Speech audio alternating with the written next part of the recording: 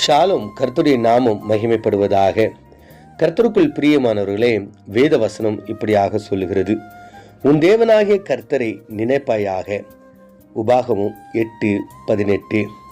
கர்த்தருக்குள் பிரியமானவர்களே, இந்த வேத வசனம் அழுத்தமாய் நமக்கு சொல்லுகின்ற ஒரு காரியம், உன் தேவனாகிய கர்த்தரை நினைவு கூறுங்கள்.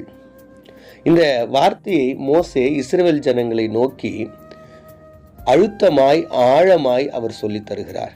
உங்களுடைய எல்லா நிலைகளிலும், உயர்விலும் தாழ்விலும் பயத்திலும் பக்தியிலும் எல்லா நிலைகளிலும் கர்த்தரை நீங்கள் நினைவு கூற வேண்டும் என்று அழுத்தமாய் சொல்லுகிறார்.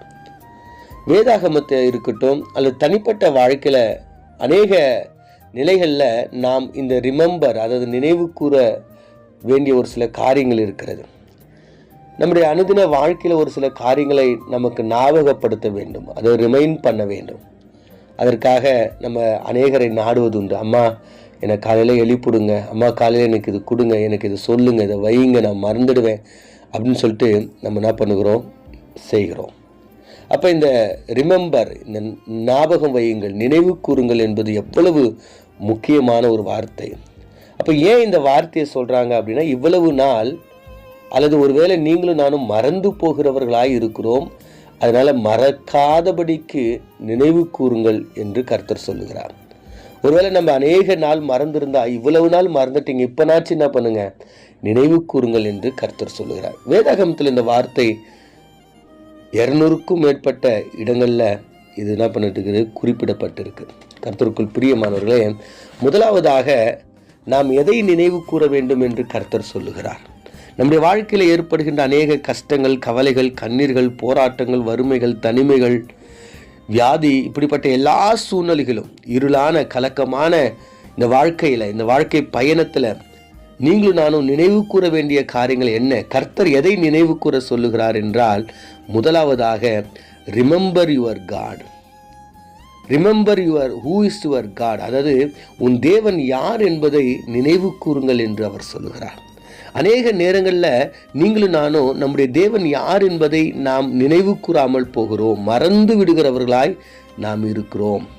கர்த்தருக்குள் பிரியமானவர்களே, நம்முடைய பிரச்சனை கிட்ட, நமக்கு வருகின்ற போராட்டத்துக்கிட்ட நாம் சொல்ல வேண்டிய ஒரு காரியம் என்னன்னா, நம்முடைய தேவன் யார் என்பதை, நீங்களும் நானும் ஆராதிக்கிற தேவன் யார் என்பதை, அவர் எப்படிப்பட்டவர் என்பதை அந்த சூழ்நிலைக்கு நாம் சொல்லுகிறவர்களாய் இருக்க வேண்டும்.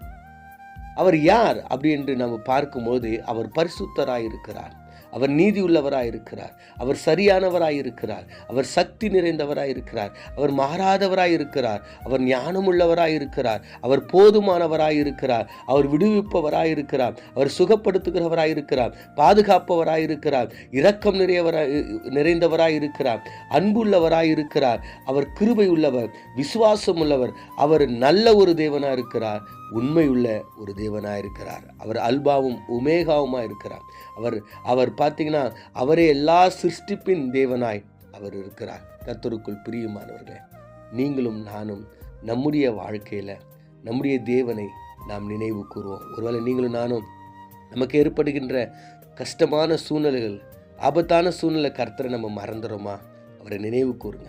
காட், அவரை நினைவு கூறுங்க. கர்த்தர் என்பதை நினைவு கூறும்படியாய் தேவன் விரும்புகிறார்.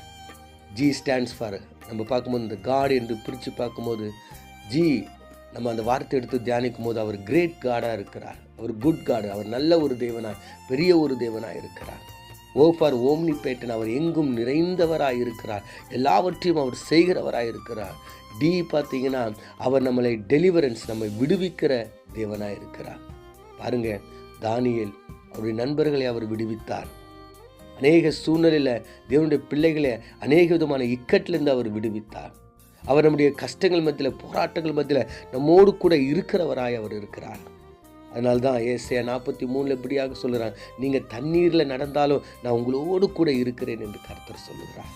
ஆம் பிரியமானவர்களே, இஸ் கிரேட் காட், அவர் பெரிய தேவனாய் இருக்கிறார், அவர் நல்ல தேவனாய் இருக்கிறார், அவர் விடுவிக்கிற தேவனாய் இருக்கிறார், அவர் பாதுகாக்கிற தேவனாய் இருக்கிறார், அவர் பலப்படுத்துகிற தேவனாய், போஷிக்கிற தேவனாய் இருக்கிறார். அதனால் நீங்களும் நானும் நம்முடைய வாழ்க்கையில் எந்த சூழ்நிலை வந்தாலும் நம்முடைய தேவனை நாம் நினைவு கூறுவோம். அவர் எப்படிப்பட்டவர் என்பதை நினைவு கூறுவோம். கண்களை மூடி நாம் ஜெபிப்போம். எங்களை அதிகமாய் நேசிக்கிற எங்கள் பரலோக தகப்பனே, நாங்கள் வாசித்த அந்த வேத வசனத்தின் பிரகாரம் எங்களுடைய வாழ்க்கையில் ஆண்டவர் ஏற்படுகிற எல்லா சூழ்நிலைகளிலும் ஆண்டவரே, எங்களுடைய தேவன் யார் என்பதை நினைவு கூர்ந்து சூழ்நிலைகளை ஜெயிக்க நீர் எங்களுக்கு உதவி செய்யும்படியாய் இயேசுவின் மூலம் ஜெபிக்கிறோம் நல்ல பிதாவே. ஆமென்.